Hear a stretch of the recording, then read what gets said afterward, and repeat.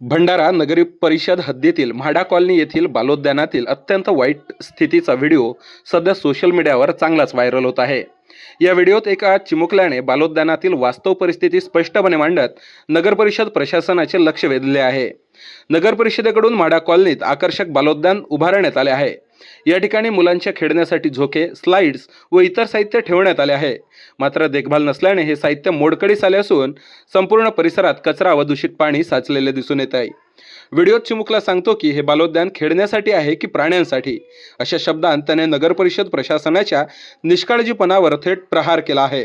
दरम्यान नगर परिषद निवडणुका तोंडावर असताना या चिमुकल्याच्या व्हिडिओने नागरिकांमध्ये प्रशासनाविरोधात नाराजीचे वातावरण निर्माण केले आहे.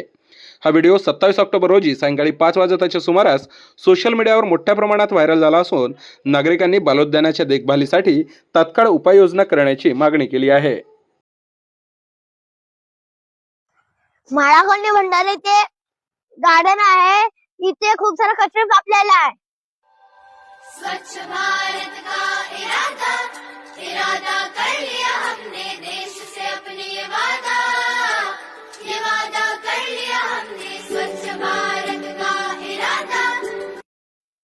भंडारा नगर परिषद वाले इथं लक्ष नाही देत आहे. त्यामुळे ते हा गार्डन आमच्यासाठी खेळायला आहे का प्राण्यांसाठी ते आम्हाला कळत नाही आहे.